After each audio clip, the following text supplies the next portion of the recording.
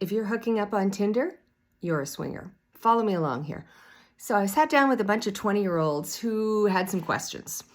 They were really interested in play and in non-monogamy. And I said, how many of you are on Bumble and Tinder and hooking up? And the hands would go all up. And I'm like, then you're non-monogamous. If you have a variety of different partners, monogamy means one partner. Non-monogamy means multiple partners. Swinging is a form of non-monogamy. It means going to a place, playing, and then going home, or having somebody come to you playing and leaving. That's swinging. How many of them, I asked, have been asked to be in a 3-on-3 or multiple, or the guys are all like, I want to. It's still the number one fantasy, sex with 1 woman, 2 women, 3 women, 17, whatever.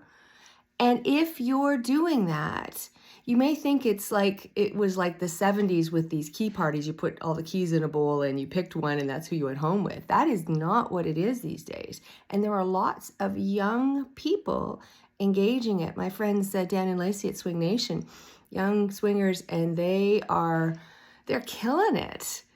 And it is about this. It's saying, okay, I'm there with my partner and I want to go play with other people because I miss those days of hooking up, because there was more, or there was different, and there was variety, which for guys who are biologically and fundamentally interested in newness, it's the way they're wired, right? 1 million years of evolution, you cannot fight it. So I tell women, to pretend you're somebody else if you're in a monogamous relationship. But if you want to play, it is such a huge drive and it doesn't go away. So what do?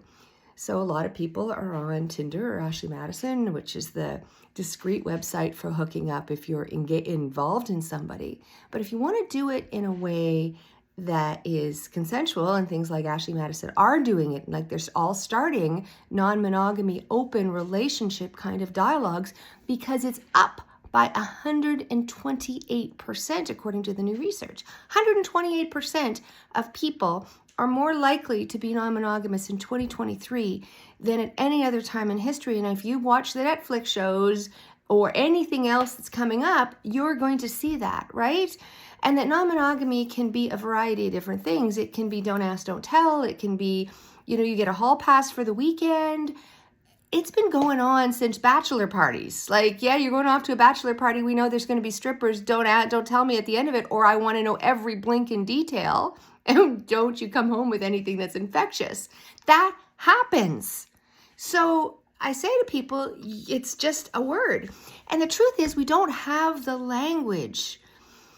Swinging's been only around for, 50 years, really, in sort of modern culture. We don't have the language. So we have words like metamor, which is your partner's partner, or compersion, which means you want to feel happy for your partner because they're getting some. And that's new. And so we don't have language. So it really means if you're on Tinder, you're a swinger in some ways, right? It's a word by any other, definition. And having a look at that behavior rather than just sort of falling into it, talks about consent and safety and what are you doing, right? I've been talking about this for 25 years as an sex therapist, and I see some coaches who are like, yeah, it's all great and here's what you do, and that's great to have the etiquette. But you really want to have conversations. And if you fall into it because you want to be carried away in the moment, you're not planning, you're headed for what I call our landmines. And I spend my day talking to people about landmines and what happens and how do we avoid them.